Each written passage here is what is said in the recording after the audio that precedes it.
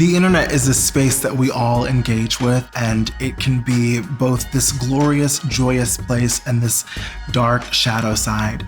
And I think my advice to all of us who are engaging with the internet is remember that you are enough. My name is Brandon Kyle Goodman. My pronouns are they, them, theirs, he, him, his. And I am an actor, I'm a writer, I'm an activist, I'm a social media person. I'm also a husband and a dog dad.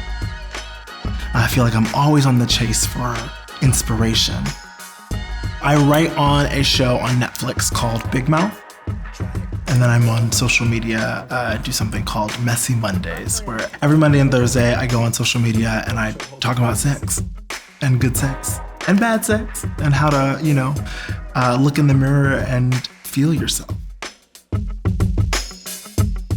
All right, we're going live. What's your favorite place to be kissed or touched? Recently, I've discovered my stomach. Oh. Which has always been a problem area of mine, but then I sort of allowed some freedom. But that area now is kind of like healing. You've reclaimed it. Yes. See, This is why I love talking about sex, because the ability to reclaim your body and your sexuality inside of the room with the right partner, and communicating. The internet can be used as a way to remind yourself of how valuable you are, and it can also be something that tells you that you're not valuable. And so you have to be really careful about what you're engaging with. It's given me a space and a platform to speak. It's given me a platform to tell stories. I always tell my followers, like, this is my little corner of the internet. And when you're here, you're safe. If I can make somebody feel less alone, then that's what the fuck I'll do. Growing up, I think I felt alone a lot. Whoa, okay, girl. I think I felt alone quite a bit, and I think that I did a really good job of numbing that, like not acknowledging that, so survive. And then you realize, oh, the reason I feel this is not because I'm a bad person. It's because I'm gay. It's because I'm Black. It's because of these things that are so beautiful and yet aren't valued. Growing up, Black, queer, non-binary, there's so much messaging that there's something wrong with me. In addition to the fact that when you turn on TV or the books you read in school and there's just not a Black protagonist, let alone a Black queer protagonist. So it became really important to kind of reclaim and refocus and reframe that, which is I am enough. That there's nothing wrong with me, that even if the world is not ready to see me or hold me, that I have to see and hold myself. And so it's the message that I say to myself and I say to everyone else, like, you are enough. So I wanted to come on here and make this video about when my social media following grew. It was in 2020, after the death of George Floyd. I sat in front of my phone and made this video for 10 minutes. But what I want you to know is that every time a headline or video surfaces or I learn about a Black person being murdered, there are no words to describe the depth of pain that I experience. So I went to bed after making that video and I woke up to close to 1 million views and now 30,000 followers. I remember being in the living room and just feeling my grandmother, who was a minister, and feeling ancestors whose names I didn't know. And it was that question of, you can completely ignore this and go about your business, or you can step into this. I heard very clearly, step in, you can do this. And so that was the choice that I made, was to continue to make these videos, continue to engage. I just kept doing that, kept making videos for 6 or 7 months. I was always getting complimented about how articulate or how palatable it was. Cause I'm I talk like this. I'm very soft, I'm very gentle, very whatever. And I was like, yeah, that's just because who I am. But the person who's screaming into their camera is just as fucking valid. We should be having these open conversations about things. Let's normalize talking about messy things. I'm a comedy writer. So like here I am spending every day talking about, my traumas. It was like, I need to find my joy. And I wanted people to tell me things that were bringing them joy, as well as telling me things that they considered messy. But then it like kept going, and I was like, oh, I'm gonna lean into this because there's such a taboo about sex and sexuality, and especially queer sex. When you think about sex education, it's trash in our country, but it also doesn't include queer people at all.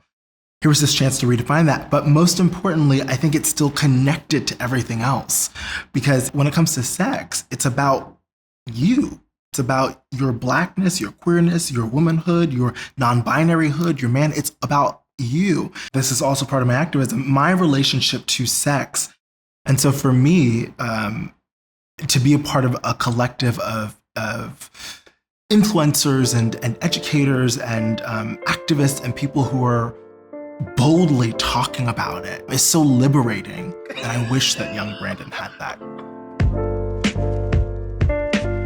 So I grew up in Queens with 3 women. So it was my grandmother, my mother, and then one of my godmothers. I banged around Queens for a little while, but around middle school is where things started to shift. And that's where boys become boys and girls become girls. And queers try to fit the fuck in somewhere. It was the first time I had been called gay, and I didn't know what it meant, but I knew by the tone of voice that it wasn't what I wanted. But then slowly but surely, as puberty hit, I was finding myself attracted to The Rock, specifically. Specifically Dwayne Johnson. But to men and trying to figure out what that is and how lonely that was, how isolated that was to be feeling that thing and to not know why you just can't be like the other boys. And then I went to high school and I was a boarding student in Rome, Georgia for 4 years. And here I am, this skinny black queer kid, like just trying to not be seen. And then I found theater in that time. And so I threw myself into the drama department, which obviously didn't help with the gay rumors. It just kind of exacerbated it, but it was where I felt safest. And then I decided that that's what I wanted to do professionally. I was at NYU, was still in the closet, and came out when I was 20, 21. And the next, couple of years were rough, just trying to figure out what that means, how people are gonna see it, are they gonna accept me? More importantly, how my family's gonna receive it. My mom was not about it, thought it was a phase. The choice was to do as my mother wanted, which was for me to be straight and marry a woman, and some people do that. Or the choice was to live my queer life. And I had hoped that I could do that with her. I was willing to have a relationship with my mother where my gayness was not a conversation. And every time this thing would come up of saving my soul and sin and choice and lifestyle. And so I stopped talking to her. And it's been 10 years. There you go. Hi. I think that blood family can be a beautiful thing. But blood family may not always be capable of taking you through this human existence. And so chosen family became really, really important to me when I lost communication with my blood family.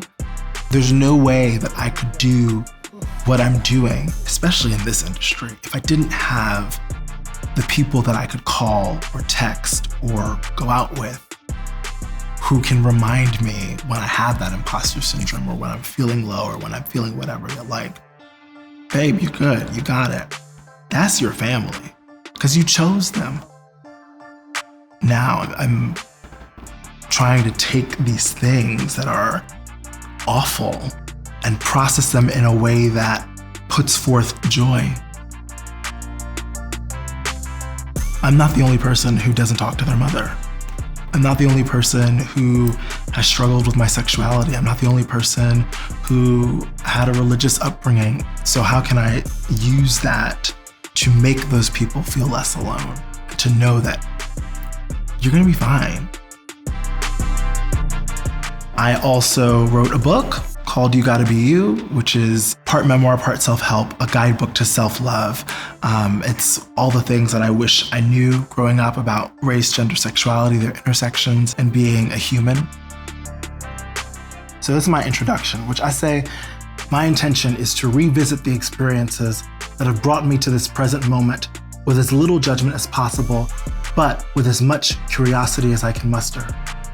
This book is my love letter to Black queer folks and anyone fighting to love themselves unconditionally, despite not knowing what that looks or feels like, or if you're worthy of it. Spoiler alert, you are beyond worthy. You are enough as you are. If this is the last thing you read in this book, know that you are enough. That is that intention.